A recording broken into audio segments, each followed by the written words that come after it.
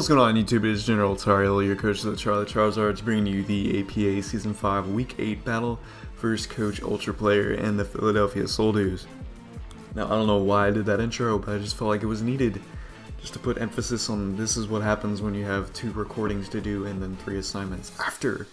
So I need the energy after my coffee this morning. I don't have an addiction, you do. Anyways, so after week 7 last week when we faced Gator, we are sitting at 4-3 because we took an unfortunate loss to him. I tried to have a little bit more fun with sets, but it turns out if I actually just brought a standard Mega Venusaur set and Greninja over Vaporeon, I probably would have beat him. Traditionally, wouldn't have guessed that, but it happens. I really didn't think he'd be a team so weak to Mega Venusaur and actually couldn't kill it, but that's turned out to be the case. But it's fine. I'm not upset about it at all. I was expecting to lose either way. Just the way it turned out was kind of weird to me. But going into this week, still got our heads up high. Just gonna try to win out, or try our best to win out for the remainder of the season, so we can get a comfortable spot in playoffs and make our way from there. Because once again, playoffs is always the goal, no matter what season, no matter what league I'm in. Always the goal. But before we get into the actual video, I have a special guest with me, and that's Charmander. My roommate actually went to Japan in the previous week, and he got this Charmander from the Pokemon Center in Japan. He's so soft, and he's so adorable. Say hi to Charmander. Charmander, say hi. Charmander! Alright, now that I'm done being a weirdo, I just love Charmander. Like, the whole line. If you don't already know that about me, well, now you know. So, week 8, we're facing Ultrplayer. Very good coach, very well known in the APA. I've faced him, I believe, only 2 times before. I'm not sure if I faced him at APA Showdown, but the 2 times I have faced him were APA Season 2 when he took over for Kelly one week, and I had to face him. Beat him there, and then I faced him in P3G Next Gen. I believe it was the first week of the season. And there was unfortunate misses with Hurricanes and Focus Blast. I remember that with my Tornadus T and Mega Gardevoir, but he ended up taking that game, which was interesting. He had a Lele team. It was difficult. But going into this, we're both at 50-50, and this is one of, if not the toughest matchups for me this season. I kind of brought it up last week when I was commentating the battle versus Gator, but this matchup is just so difficult for me. So quickly I'm going to go over my 6 and then his 6, because I actually guessed like his entire team right, but we'll get to that in a second. Excuse me. So the first thing I saw when I was looking at his team is that Greninja absolutely destroys it. He does have things like Jolteon and Mega Aerodactyl that can outspeed it and get off a lot of damage. Jolteon, of course, gets good Volt Switch pivot off of Greninja, but Greninja is still sitting here. Has Dark Pulse, Hydro Pump, Gunk Shot, and Dark Pulse, a mix attack. And it has the Poison EMZ for Gunk Shot in order to do the most damage possible to Tapu Fini, to where you might think he's in a safe spot, and then I can get off the Poison Z, and then I'm in a much better position because Tapu Fini's gone. Then Greninja can literally just spam Hydro Pump, spam Dark Pulse. It doesn't matter because then he won't have any resist anymore. Next up, we have Mega Venusaur. This was bulky with plenty of attacks, really. It had Knockoff, Earthquake, Giga Drain, and Synthesis, I believe, were its moves. Knockoff's just really helpful to get all the annoying items on this potential team. It's really helpful for mainly scouting it on Mew, because seeing the item on Mew would allow me to understand what type of Mew set it is, because it could come for a few things, but it's definitely a switch in for Mega Venusaur, so I had to keep that in mind. Giga Drain, of course, is for stab and healing. Earthquake I needed specifically for Gengar. Also doesn't hurt versus Jolteon at all, because mainly I just can't touch Gengar with my 2 stabs. Yes, I'll have Knockoff in the back, but I still felt like Earthquake was kind of helpful. I didn't really need Sludge Bomb for this matchup, but since its Fairy was weak to Grass as it was, so I felt like the necessary coverage I had was already set. Synthesis was helping me get the most health off, even though if he did bring Sandstream and Hippowdon, which he did, that does reduce my health. I felt like Leech Seed still wasn't necessarily that helpful, because I was kind of expecting a Stall Breaker Mew and everything. Yeah, the chip would be a little bit nice, considering like Tapu Fini wouldn't really get reliable recovery apart from leftovers, but he's not keeping Fini in versus Mega Venusaur, so I really didn't feel like Leech Seed would be the better option here, so I decided to go for Synthesis just in case Hippowdon 1 didn't come, which I really doubted, or 2, I get rid of Hippowdon pretty early. So next up we got Lando T. This is a Choice Scarfer, which is 1,000,000% necessary to help me versus both the Jolteon and the Mega Aerodactyl and the Gengar mainly the Mega Aerodactyl. That thing is such a problem. I have Choice Scarf with Earthquake, Stone Edge, Hidden Power Flying, and U-Turn. I have Hidden Power Flying because he does have Virizion on his roster, which he opted not to bring. This basically just stops it from any potential setup. I'm also able to actually hit Virizion, unlike the rest of my coverage. Doesn't really do anything. You could be saying, why didn't you just run Fly? But 2 Hidden Power Flyings I feel like are good. And if for some reason it's, you know, like a Protect set, or he's just free to switch out into something fat in the back, and then I'm still put on the back end, I just felt like Hidden Power Flying was good enough. Yet no, it's not going to one-shot Virizion, because Virizion has really nice SPDF. I believe it was doing like max 70, but it's still necessary damage. I'm never going to let, if Virizion did come, I just planned on not letting it set up for free or anything of the sort. So, Azelf, we have a setup Azelf, which is the first time we're actually bringing Azelf for these 4 weeks. That's the same case for Azelf and Arcanine. Azelf, I have a Nasty Plot, Psyshock, Nasty Plot, Psyshock, let me pull up the spread. Nasty Plot, Psyshock, Shadow Ball, Energy Ball. That's correct, okay. So basically just the reasoning behind this is that I'm trying to be able to get off the +2 and then I can kind of just went after it. I am holding a Colbur Berry, so if Mega Aerodactyl does have Crunch, which I'm expecting it to have for Bronzong, I'm going to be able to take the Colbur Berry because he's obviously going to go for that over Stone Edge so he doesn't risk missing, and Aerial Ace is never going to one-shot me. So I need help with the Colbur Berry, and then I can just take out the Mega Aerodactyl. The only thing I have to be weary of is a potential Scarf Gengar, and then of course I have to make sure I take care of Jolteon. That way Azelf's just able to win, because he'll probably try to keep his best to have Mega Aero healthy in the back, whether it has Roost or whether he's just being very careful with it. It basically is just very good versus my team. And as long as he has that, Azelf still isn't scared because of the Colbur Berry, which is very important. Next up is Bronzong. Bronzong is a bulky with some slight offensive moves, or slight offensive investment. It has Stealth Rock, Gyro Ball, Zen Headbutt, Explosion, and it's holding the normal gem. This explosion was really just to help me out versus Mew if it was a stall breaker, and just get off all the necessary chip, and then I'm able to get on like Lando T and just U-turn out versus it, and really nothing else on the rest of my team except Mega Venusaur lets Mew get off like a Roost or something. So that was the reason behind this. Also, the attack investment with Bronzong ensures that I get a KO with Zen Headbutt on Gengar, if he does have enough of the HP investment for what I'm guessing him to have for the speed that he'd be running versus me in this matchup, in order to just make sure he outspeeds Terrakion, which isn't much HP, but still, just gotta make sure. The attack investment I have is mainly just to be helpful versus the freaking Mew with the Z Explosion. That's what I'm trying to get across. I had 252 HP, I had 2 attack with actual Brave Nature, and then I had 76 defense and 84 in SPDF. So pretty mixed. The 84 was still to help me first get enough back versus the Gengar, so I'm not KO'd. It also helped me make sure I can take 3 Volt Switches versus Jolteon, which is pretty important. Just stuff like that was pretty helpful, I felt like, in this matchup. And lastly was my Arcanine. Arcanine was, so this 6 spot was actually really hard to fill in. I wasn't really sure what I was going to do, but I was like, hey, Choice Band Arcanine honestly isn't that terrible. Yes, Mega Aero comes in and it's kind of pretty annoying, but at the same time, like, apart from that, it does some damage. Like, yeah, Tapu Fini's there, but if I pressure Tapu Fini, then Gren's looking good in the back, which is very important. So I'm mainly having this Arcanine to both pressure Mega Aerodactyl and as well as pressure the Tapu Fini, which is very important. While I was max attack, adamant Choice Band with Flare Blitz, Extreme Speed, Wild Charge, and Close Combat. I opted to have Intimidate, just in case I needed to get that off versus Mega Aero, which is just really only like physically offensive mon that I'm kind of worried about in this matchup, but it was still something to keep in mind. Wild Charge, of course, helps me at the Tapu Fini, as well as Mega Aerodactyl if for some reason I expect him to go for something else, or I'm expecting Mega Aerodactyl alert switch in. But majority of the time, I'm really just clicking Choice Band and Flare Blitz. He really doesn't have the best check to it, I'd say. And if he does decide to go like hard Mega Aero, then that thing has a 10% chance of getting burned. And if he goes Hippowdon, then that thing's taking so much damage to where Lando T is pretty free. I can also 2-hit KO him depending on his defensive spread, and whether or not he has leftovers, especially if I can get Stealth Rocks out with Bronzong. So all things very to note. Arcanine actually had a pretty good matchup, surprisingly. It's still not the best because he does have decent counters to it, but just the job in which it can do really helps out my team. Now, I'm not going to go into this way too much longer, but what I was expecting when I saw a 6 was just a standard bulky Tapu Fini. Wasn't sure if it was going to have dual stabs or it was going to have defog instead of having Muddy Water, because he didn't really need Muddy Water in the matchup.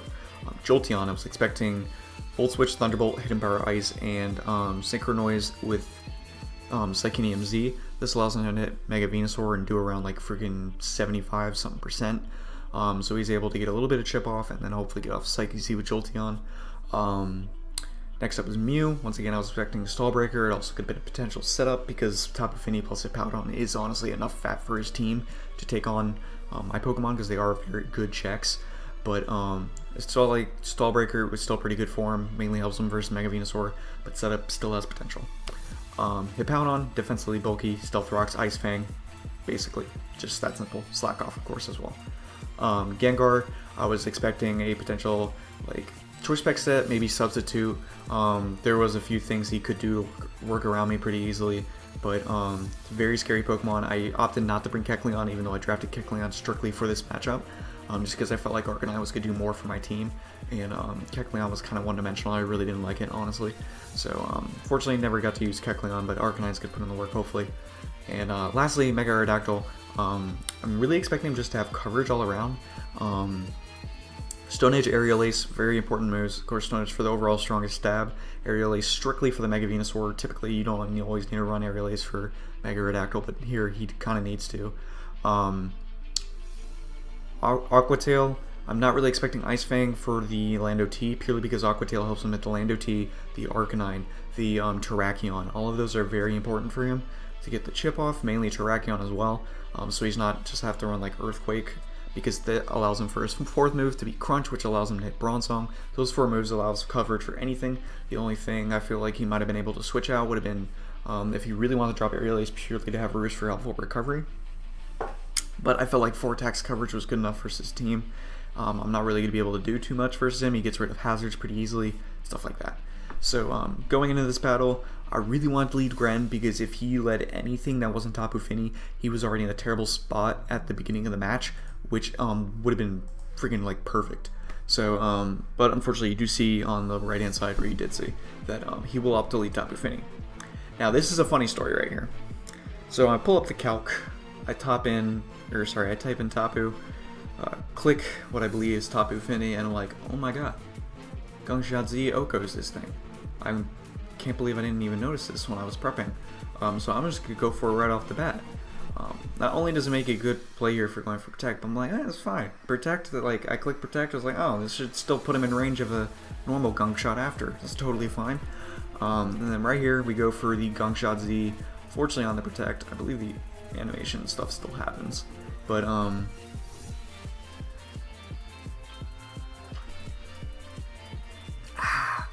sorry, I had fueled up. Oh, but the Z Crystal actually reminds me.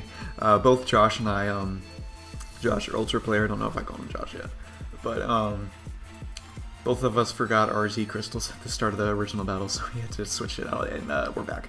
But you saw that did like nothing, so I'm like, I look at the calc, I'm like, how is this possible? This is max HP, max defense doesn't even make sense. And then I look closer, and I'm like, why does this Tapu Fini have Horn Leech? I was calcing versus a Bulu. Yeah, so that kind of sucked. So even if he didn't protect turn 1 and I got off that Poison Z, that wasn't killing Fini, and Moonblast would killed Greninja. So that actually worked out for the best, I'm not gonna lie. That was almost really stupid. Luckily it didn't turn out terribly, and it was totally fine. I'm not surprised he opted to have Taunt here on Tapu Fini and made sense to stop Mega Venusaur from going for a free Synthesis versus it almost every time. So I'm just going to get the knockoff, I get rid of his leftovers. 1,000,000%, I'm clicking knockoff again. If he wants to go into Mega Aerodactyl, that is totally fine. I get him Bronzong and I get up Stealth Rocks for free. But no reason not to go for knockoff twice. So I go for knockoff, shows he has Mew, Culberberry. This definitely makes me believe it could be a potential just Stallbreaker set, even though I was expecting the leftovers made more sense because I didn't really have the best dark type coverage on my team. So I was kind of confused at first. But he goes for Psyshock here as I go into Bronzong. No reason for me not to go into Bronzong. Does pitiful damage, can't really even bother to calc that because it does so little. I didn't really think I'd be able to get that much information out of it necessarily, so I didn't bother.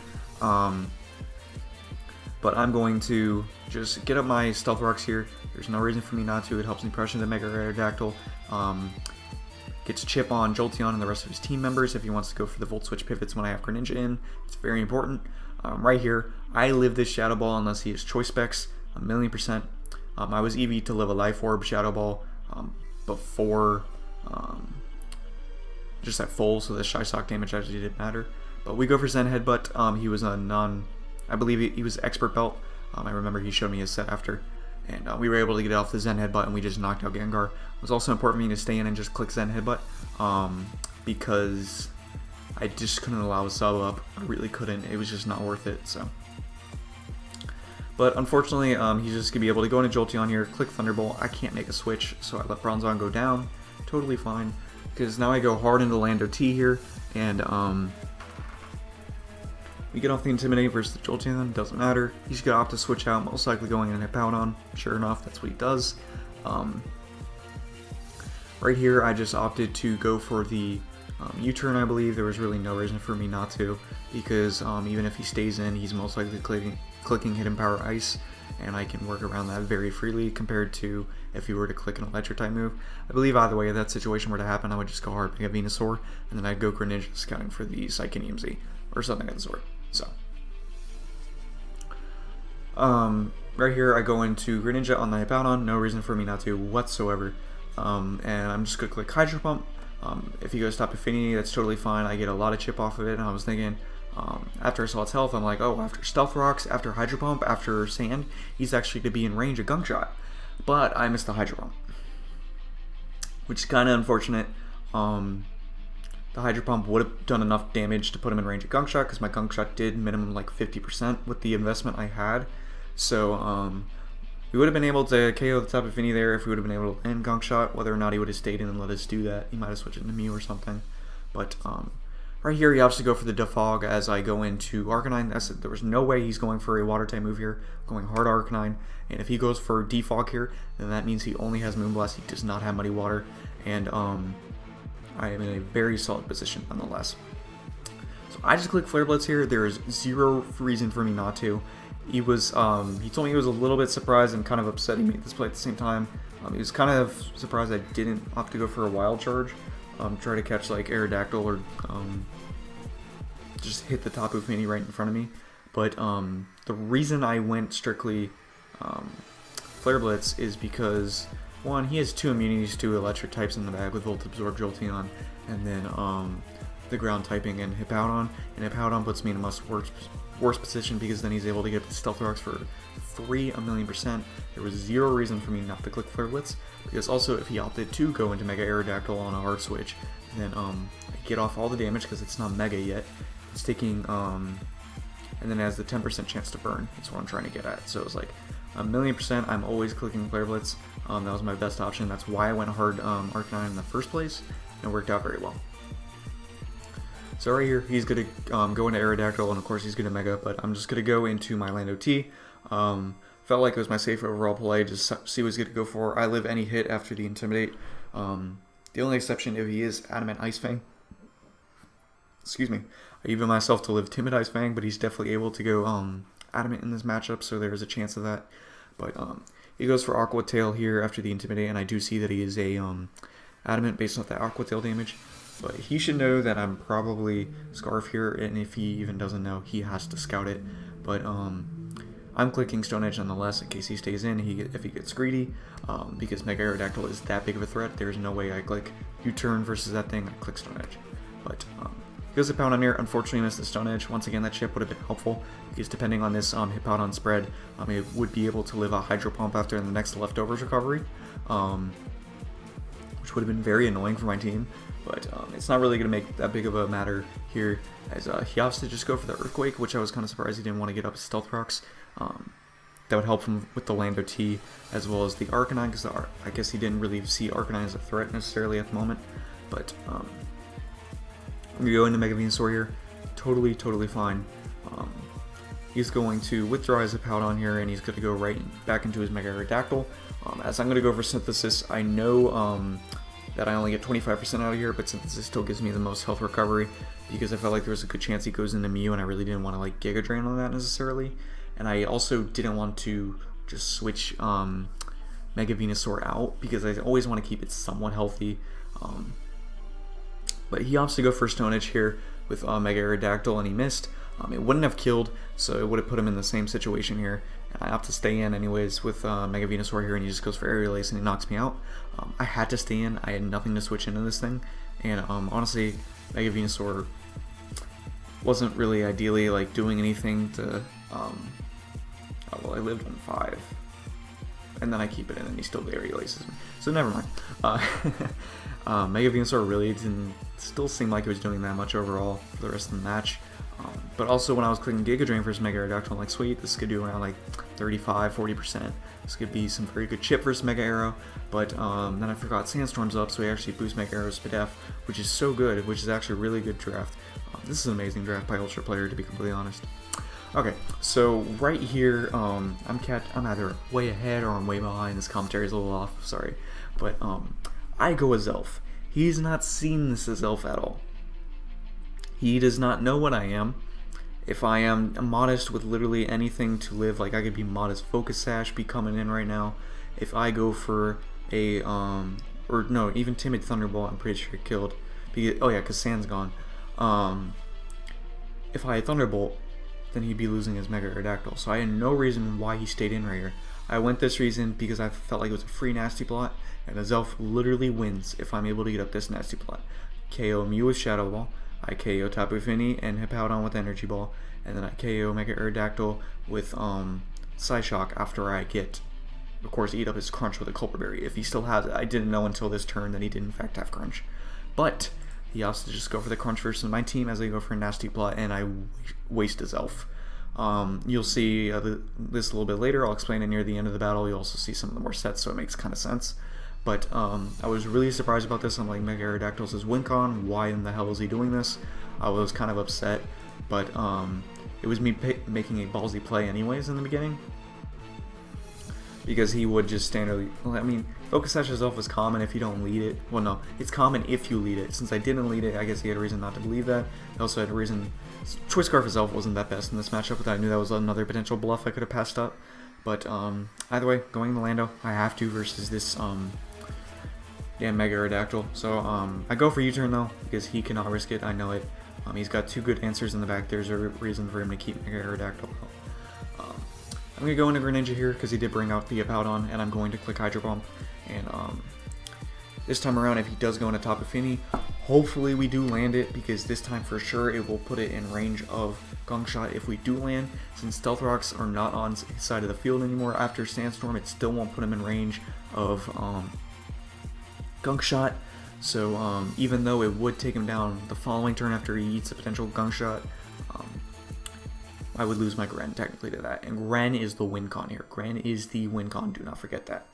But we land the Hydro Pump, God bless. Now all we have to do is land a Gunk Shot.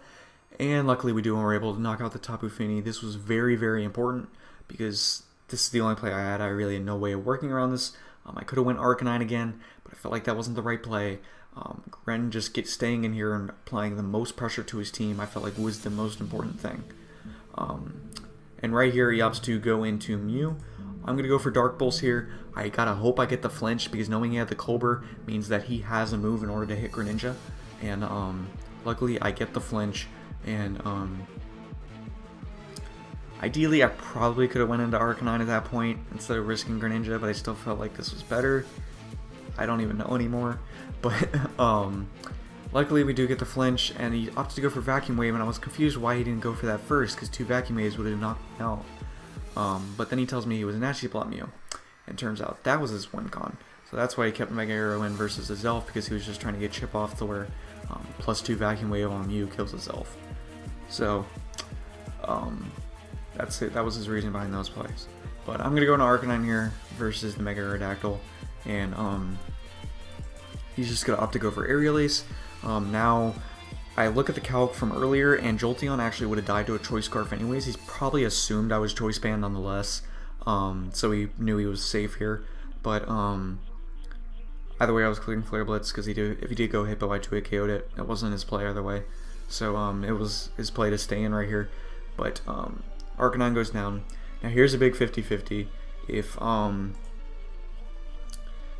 I got rid of Mega Aero, my apologies. If I go for U-turn as he stays in with Mega Aero, then he can click Aqua Tail and he can basically win the game, because then he just clicks Aerial Ace versus Greninja and that's it. But if I go for Stone Edge and he would stay in, then there's a 20% chance I win the game. So it really comes down to percentages here, because even if I U-turn, then it comes down to 20% on Greninja hitting Hydro Pump versus the Powdon. And if he has Spadef investment, there's a chance that he can even live this. But I'm assuming he's mainly max defense for Lando T and Terrakion. It makes the most sense versus my team. So luckily we do land the Hydro Pump. It makes up for the one we missed along with Stone Edge. And we're able to knock out the Hippo. I'm like, yes, yes, yes. He goes into Mega Aerodactyl here. I was like, I kind of wish I had Water Shuriken, even though it really didn't matter. Because even if I had Water Shuriken, my only play is coming down to Lando T, clicking Stone Edge versus this Mega Aerodactyl. That is all it comes down to. I have an 80% chance to win this game, and it all comes down to this. I was chanting land it, Lando, land it, Lando, land it, Lando, land it, Lando, land it, Lando, and I go for the Stone Edge, and we miss it. Which is unfortunate, but at the same time I wasn't actually upset, to be completely honest. Because once again, this was one of the toughest matchups, I feel like, for the team. So I was trying to just be positive, get the best differential I can, because I was kind of expecting a loss. But we were able to cut it down to 0-1, and I was still happy about that. Yes, I got the Dark Pulse flinch, I guess, off with Mew, which was pretty important. But I guess he could have went Mega Aerodactyl and clicked Stone Edge, but there's still a chance of that happening.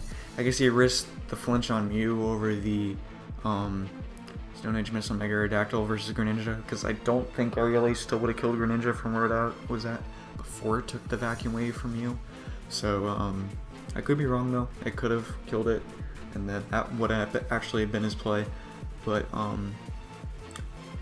when he went for Vacuum Wave, or sorry, the turn I flinched him, he went for Nasty Plot with Mew. His idea was just Nasty Plotting and Vacuum Waving and winning the game. One, I don't think he would have killed Lando, even with +2 Vacuum Wave from where Lando was at.